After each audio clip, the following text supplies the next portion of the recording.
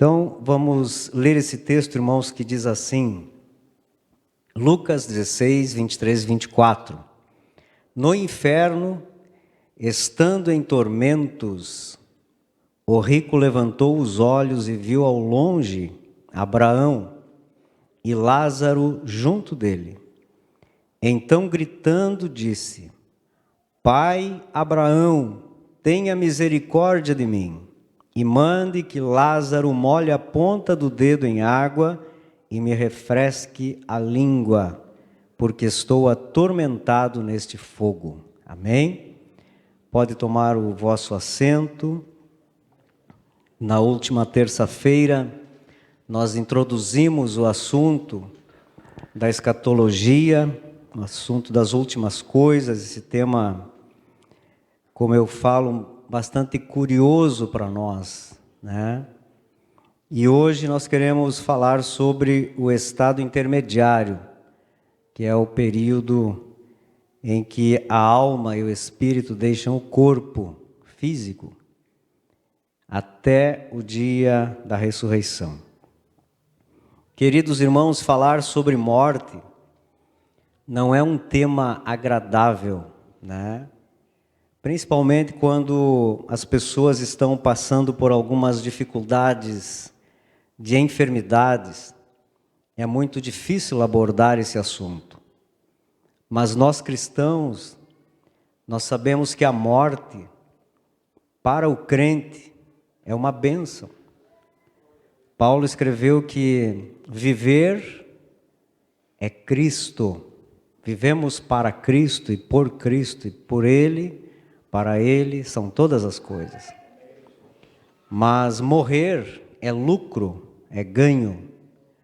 E isso tem que estar no nosso coração. Às vezes vemos crentes com medo da morte. Nós vamos entender aqui pela palavra de Deus que só tem medo da morte aquele que não tem garantia da sua salvação. Então, nós vamos abordar esse assunto.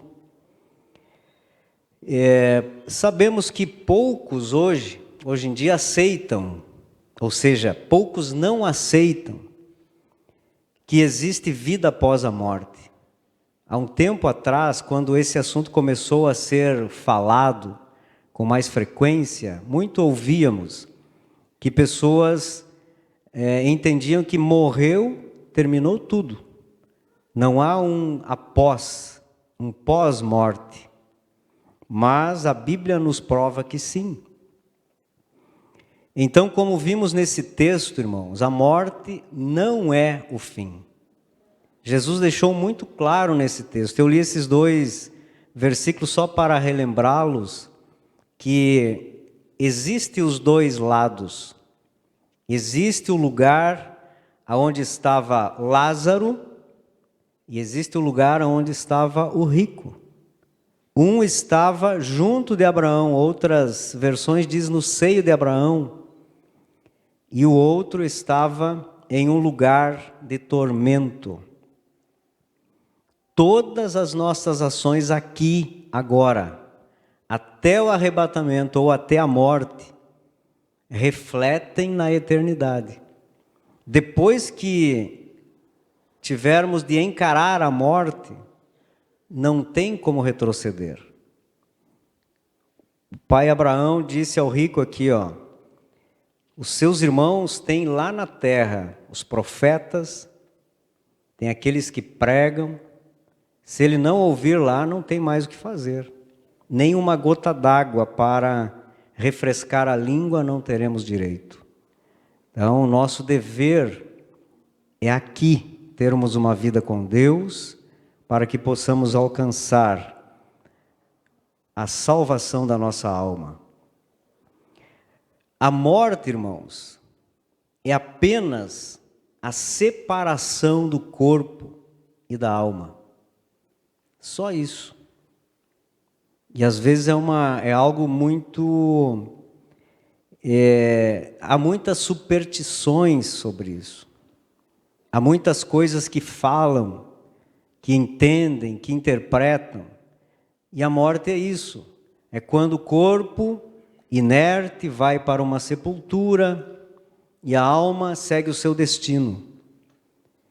Quando, uma ocasião, eu assisti com a minha esposa um documentário que tem o título Quase Morte. Está nas redes aí, para quem quiser ver. E nós vimos lá relatos de pessoas que saíram do corpo, entraram em túneis, retornaram. Pessoas que saíram do corpo, subiram, a sua alma subiu, eles viram o seu corpo, às vezes numa maca, outros em uma sala de cirurgia, né? Então, eles foram separados, tiveram essa experiência rápida do que é a morte, mas permitiu Deus que retornassem para contarem a sua história. Não nos baseamos nestas coisas, mas para termos um entendimento de que o corpo permanece, a matéria permanece, o pó volta ao pó, mas o espírito retorna a Deus. Então, entre a morte física e a ressurreição, a alma fica no estado intermediário, é o que a teologia nos explica. E nós gostaríamos de ter muito mais informações bíblicas para entendermos, para falarmos, explicarmos sobre a morte. Mas, nesse espaço de tempo, a Bíblia não se detém, mas a Bíblia se detém após o estado intermediário. Porque para nós não nos interessa muito saber aonde estará a alma, o que tempo levará a alma, né? O que para nós importa é o após, é a ressurreição. Em qual delas iremos ressurgir? Se seremos juntamente com os salvos ou com aqueles que serão condenados no grande trono branco. Então, queridos, o crente, ele deve olhar lá na frente, lá na ressurreição, depois da morte. Para nós não importa, o importante é que a alma esteja salva. Mas se fica aqui ou ali, como vai ficar, de que jeito, né? Para nós não deve importar muito, mas é um assunto que nós gostamos de falar, gostamos de entender, gostamos de ouvir, e por isso eu creio que é interessante nós expor. A ressurreição é uma herança prometida por Deus. E esta herança nós temos certeza, temos a garantia que ela não falha, acontecerá. Seja para a salvação, para os salvos, ou seja para a condenação, acontecerá a ressurreição. A Bíblia não registra a morte como parte da criação. Se nós lermos lá no início, lá no Gênesis, nós vamos ver que a morte não foi criada, mas ela passou a atuar por conta do surgimento do pecado. Ela foi causada pelo pecado. Então, para isso, Deus já tem um destino para a morte. Abra a tua Bíblia em 1 Coríntios, capítulo 15, o versículo 26. Os irmãos, se quiserem anotar os textos, podem anotar que eu vou falando aqui as referências. 1 Coríntios, capítulo 15, 26, diz assim: e o último inimigo que será destruído é a morte. Então a morte vai ser destruída. Quando nós lemos lá no Apocalipse que não haverá choro nem dor, a morte também não estará lá. Novos céus e nova terra, não haverá morte. Então nós podemos nos despreocupar. Isso, a sua atuação é temporária, até que Deus cumpra com o seu propósito. Além de destruída, ela será banida. Apocalipse 20, capítulo 20, verso 1, a primeira parte, diz assim: Então a morte e o Hades foram lançados no lago de fogo. E no lago de fogo nada se volta. Não, inclusive não está inaugurado ainda. Só após o milênio, após o grande trono branco, que Deus vai inaugurar o lago de fogo, que é o dito inferno, né? Às vezes nós encontramos a palavra inferno, como no versículo 23 que lemos, mas não se refere ao lago de fogo. Aqui o inferno é o lago de fogo. Lá em Apocalipse 20, versículo 1, aonde o Hades, que é o lugar aonde estão as pessoas que não aceitaram Jesus, que morreram sem salvação, será todo esse povo, mais a morte, mais o diabo e seus anjos, lançados no lago de fogo. Então, todas as pessoas que morreram e morrerão, ressuscitarão, salvos e não salvos, ressuscitarão. Haverá uma ressurreição para todos, indistintamente. Nós vamos ver em João capítulo 5, versos 28 e 29, que vai nos dizer bem certinho sobre isso. Não vos admireis quanto a isso, pois está chegando a hora em que todos os que repousam nos túmulos ouvirão a sua voz.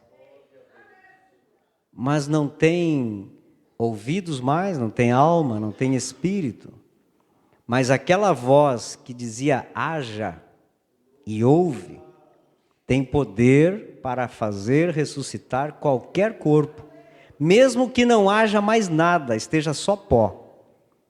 Deus fará ressuscitar. Versículo 29. E sairão os que tiverem feito o bem para a ressurreição da vida. E esta vida não é só ressurgir, não é só voltar a viver, mas é vida eterna.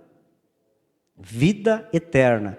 E aqueles que tiverem praticado o mal para a ressurreição da condenação. Porém, aqui existe um período de tempo, uma distância de tempo, no mínimo de 1000 anos. Haverá 2 ressurreições, uma antes e outra após o milênio. A do arrebatamento, que nós vamos ver aqui em 1 Tessalonicenses 4, versículo 16, e lá no juízo final, aqueles que não forem encontrados escritos no livro da vida. Então os salvos, eles ressuscitarão no arrebatamento da igreja.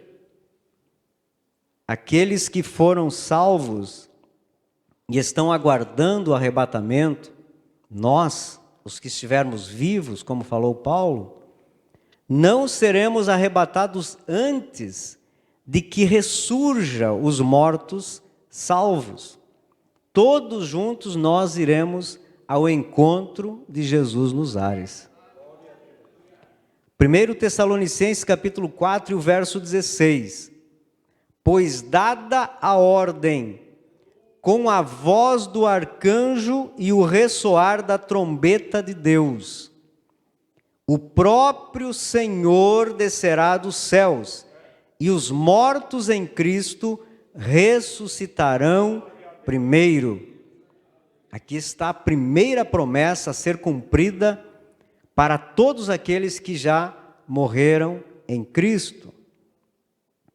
E eu creio que muitos aguardam esse dia para encontrar com os seus entes queridos. A saudade muitas vezes é tão grande, mas a alegria será tão maravilhosa, tão maior. Já imaginou? Subindo a encontrar com Cristo e também com os entes queridos, amados que partiram com o Senhor. Então será um momento glorioso. Apocalipse capítulo 20, versículos 12 ao 15, aqui nós vamos encontrar o destino, ou seja, a ressurreição daqueles que partiram sem Jesus, infelizmente. Apocalipse capítulo 20, verso 12. Vi também os mortos, grandes e pequenos, em pé diante do trono, e alguns livros foram abertos. Aqui então já ressurgiu, já foram ressuscitados as pessoas que morreram sem Cristo. Versículo 13.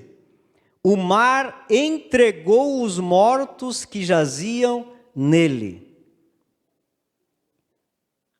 E a morte e o Hades entregaram os mortos que neles havia. E um por um foi julgado, de acordo com o que tinha feito. Olha a grande diferença, irmãos. Os salvos não serão julgados. As suas obras serão apresentadas no tribunal de Cristo para serem galardoados, mas não serão envergonhados com os erros.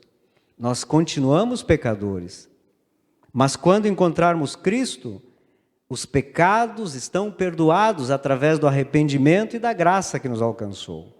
Mas estes aqui, lá no final, eles serão julgados conforme o que eles fizeram na carne. E o versículo 15: e todo aquele cujo nome não foi encontrado escrito no livro da vida, foi lançado no lago de fogo. Esta é a segunda morte, a morte eterna. Mesmo no período, nesse estado intermediário, não tem como voltar a vida para a vida eterna. Muito menos lá no lago de fogo, porque lá é o final daqueles que não aceitaram Cristo, estarão lá juntamente com o diabo e seus anjos. Então, isso é uma esfera futura, o lago de fogo. Somente entrará em vigor depois do julgamento do grande trono branco. Então nós entendemos que existem duas ressurreições. A primeira dos salvos vão encontrar com Cristo. A segunda, daqueles que não aceitaram Jesus, vão encontrar Cristo, porém, ele não será mais o advogado, será o juiz para julgar as causas de todos aqueles que não se arrependeram dos seus pecados. Queridos irmãos, a Bíblia não traz com muita clareza, mas é aceito pela grande maioria dos teólogos, que antes da ressurreição de Jesus, os salvos tinham um lugar de descanso no seio de Abraão, como foi lido nesta parábola, nessa história que foi lido aqui. Na ressurreição de Jesus, ele desceu às partes mais baixas da terra e levou-os, estas pessoas, os salvos, para o paraíso. Mas nós não temos um texto aonde nós podemos dizer, assim está, assim aconteceu. O que nós temos é esse texto aqui, e o que nós vamos ler em Efésios capítulo 4, versos 8 ao 10, para nós termos uma noção, uma interpretação daquilo que muitos escritores e teólogos escrevem. Efésios capítulo 4, o verso 8, diz assim: pelo que diz, subindo ao alto, levou cativo o cativeiro e deu dons aos homens. Ora, isto, ele subiu, que é, senão que também antes tinha descido às partes mais baixas da terra? Aquele que desceu é também o mesmo que subiu acima de todos os céus para cumprir todas as coisas. Talvez nós lendo esse texto, nós não conseguimos chegar a um entendimento do que é isso. Mas Paulo aqui está fazendo uma referência ao Salmo 68, aonde o escritor, o salmista, fala da vitória do Senhor. E mais especificamente o verso 18, que ele fala que habitará eternamente no monte elevado, e na sua vitória ele traz os cativos libertos, que estavam em prisões. Mas estas prisões, elas se referem ao primeiro estágio do homem, antes de aceitar Jesus, que nós éramos escravos do pecado, escravos do diabo. Antes da regeneração, não prisioneiros de Abraão ou no seio de Abraão, não.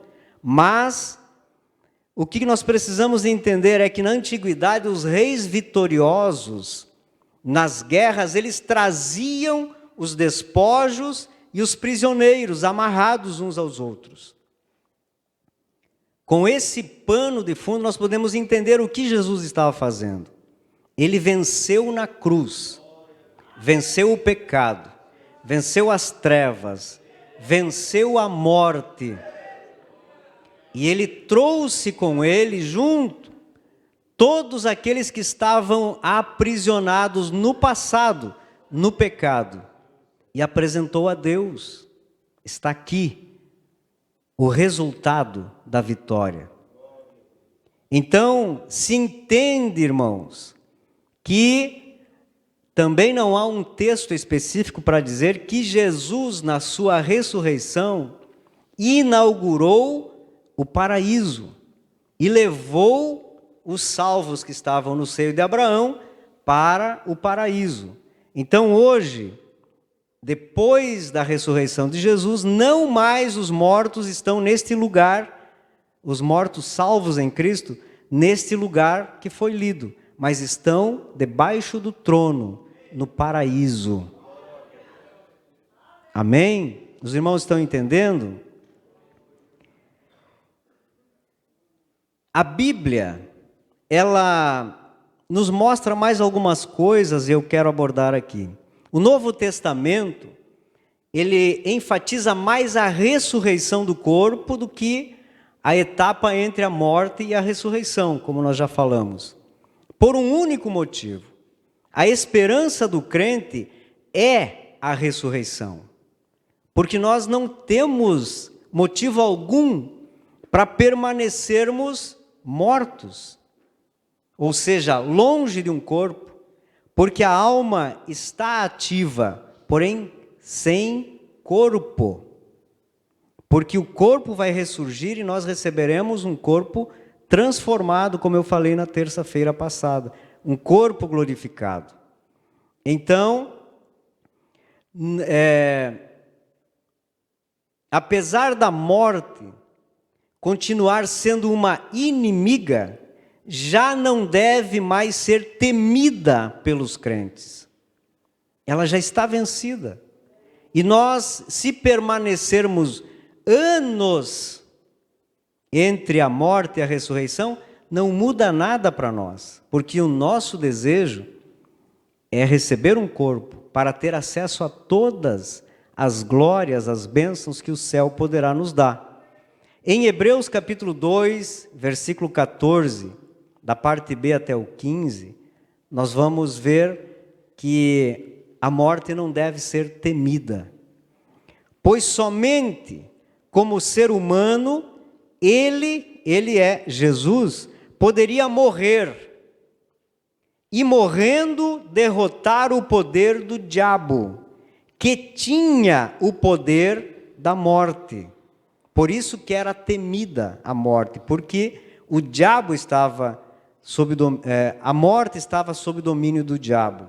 Versículo 15, só dessa maneira é que ele poderia libertar aqueles que durante a vida toda estiveram escravizados pelo medo da morte.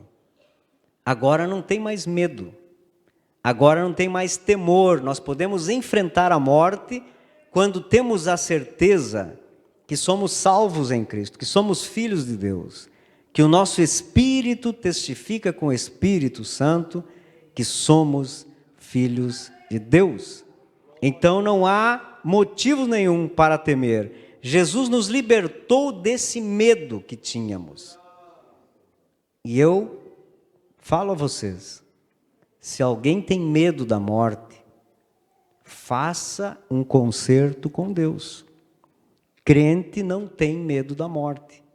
Crente enfrenta a morte. Nota-se que o ímpio, ele tem esse medo. Teme enfrentar com o desconhecido mundo dos mortos. Mas o cristão, os salvos, não temem, porque Jesus venceu a morte e o pecado, para nos dar plena liberdade de alcançarmos a vida eternamente e viver com Ele para sempre. 2 relatos, irmãos, do medo e da alegria da morte. O pastor Argemiro, quando assumiu o trabalho na cidade de Augusto Pestana, havia lá um presbítero, o presbítero mais velho daquela igreja. Depois de alguns meses, ele foi para o hospital e encerrou os seus dias. Mas no dia do seu falecimento, ele pediu, ainda não havia telefone na época, ele pediu para a família, chama o irmão Argemiro para orar por mim. O evangelista Argemiro. E o meu pai foi até o hospital. Quando ele entrou na porta, o irmão faleceu. E o filho que estava junto, o genro que estava junto, ele diz, olha, ele estava aqui só aguardando o senhor chegar. Mas ele estava vendo anjos. Ele conversou com os anjos. Estava sorrindo. E ele foi alegre. Com certeza, ninguém vai chorando, ou triste, ou apavorado para um lugar e com uma boa companhia como esse irmão foi. Mas também ouvi outro relato de um jovem de aproximadamente 15 anos que eu conheci, músico da igreja, que o câncer lhe afetou na garganta. E ele passou algum tempo lutando contra o câncer, mas não venceu. E ele se revoltou contra Deus. E os relatos são que ele morreu esbravejando, tentando se livrar daqueles que vinham buscar a sua alma. Então, há diferença sim. Até a fisionomia da pessoa quando falece, nós sabemos que ali há diferença. Irmãos, eu trabalhei um tempo com fotografia e fotografei vários cadáveres. Na cidade que nós morávamos havia uma incidência grande de enforcamento. E eu via, e depois eu ficava alguns dias perturbado com a cena que a gente via. Então, a morte para o salvo é lucro, é ganho, é alegria. Mas para aquele que morre sem Jesus, é tristeza, é pavor, é temor. Mas que Deus nos dê a graça de vivermos para Cristo e morrermos com Ele, ou para Ele. Para os salvos, a morte traz o repouso, o término das labutas, dos sofrimentos e das provações, e nos dá acesso à glória de Deus. 2 Coríntios capítulo 4, o verso 17, diz assim: pois as nossas aflições leves e passageiras. Parece que Paulo não conhecia a nossa época, né? Porque às vezes nós temos aflições muito duras, pesadas, mas elas são muito leves se nós compararmos com a glória incomparável e de valor eterno. Porque as aflições são leves e passageiras, mas estas leves e passageiras produzem para nós uma glória incomparável, eterna. Então a morte para o salvo, ela traz esta glória. Então, após a morte, o crente já começa a desfrutar desta glória. Logicamente, não na sua totalidade, não na sua integralidade, porque precisa aguardar o arrebatamento, o tribunal de Cristo e as bodas do Cordeiro. Daí em diante, sim, desfrutará perenemente, integralmente de toda a glória que está reservada a cada um de nós.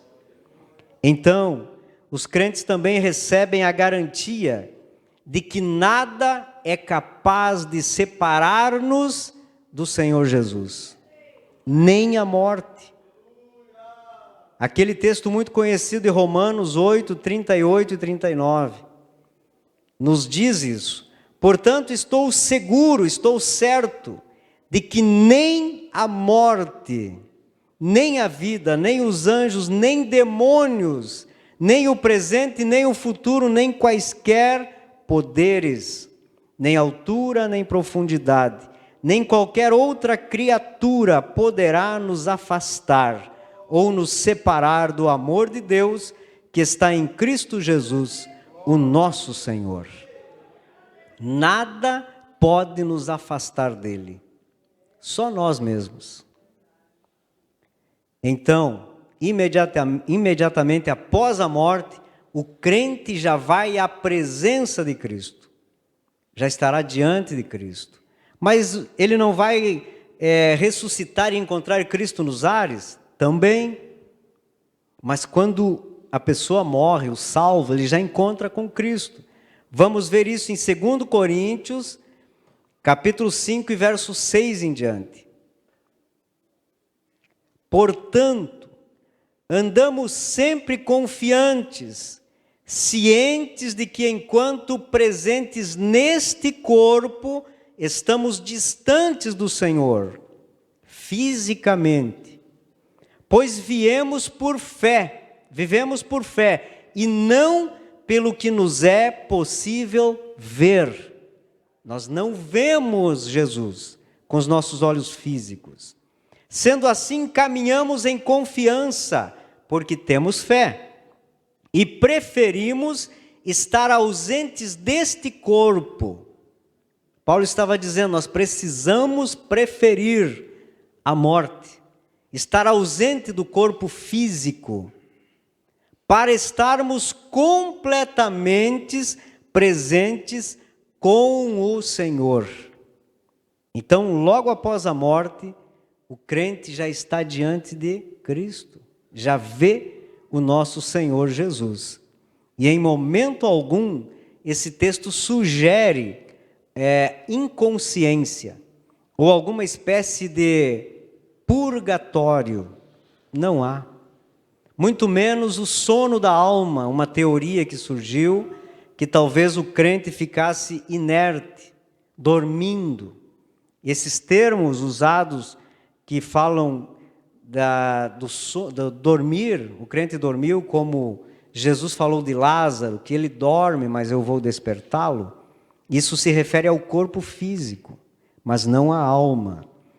O ladrão da cruz recebeu a promessa de estar com ele no paraíso, no mesmo dia, com Jesus. Então, nós temos esta garantia. Nós não vamos ficar ao léu, sozinhos, ou com os demais salvos, em um lugar longe de Cristo. Estaremos no paraíso com Ele. Todas as pessoas, ao morrerem, salvas ou perdidas, ficam sob o controle de Deus. Mas aqueles que morrem sem salvação também? Sim. Eclesiastes 12, o verso 7 diz, o pó retorne à terra de onde veio, e o espírito volte a Deus que o concedeu. Apesar de estar em lugar de tormento, o controle destas coisas, desses lugares, esses ambientes estão sob o controle de Deus. Entretanto, irmãos, não tem o mesmo destino. Os salvos são levados para o paraíso, no céu, e os ímpios para o Hades, ou o lugar de tormento. Isso está registrado em Provérbios, capítulo 15, o versículo 24. A pessoa sábia escolhe o caminho da vida, que conduz para cima, e assim evita as trilhas que descem para o inferno, ou Hades. No original seria Sheol, no hebraico. Então, existem os dois destinos, e só há esses dois, não tem outro. Nós precisamos estar sempre em constante oração, convicção, firmeza daquilo que escolhemos, para que não venhamos errar o caminho e escolher essas trilhas que descem ao inferno. Para encerrar, irmãos, a questão da reencarnação. Eu sei que os irmãos já sabem, mas só para firmar isto. Hebreus 9, 27. E assim como aos homens está ordenado morrer uma só vez, vindo depois disso o juízo. Para os salvos o tribunal de Cristo, para os não salvos o grande trono branco. E esse texto ele é bem claro, ele é direto, não há retorno para a vida física, a não ser um milagre, um sinal divino de alguém que falece e Deus retorna a vida a esta pessoa. De outra forma, não tem reencarnação. E a questão do dormir no Senhor, em 1 Tessalonicenses capítulo 4 e 13, isso aí é aplicado, mas é basicamente uma força de expressão para aqueles que já dormiram, que estão sepultados. Trata-se mais do físico e não da alma.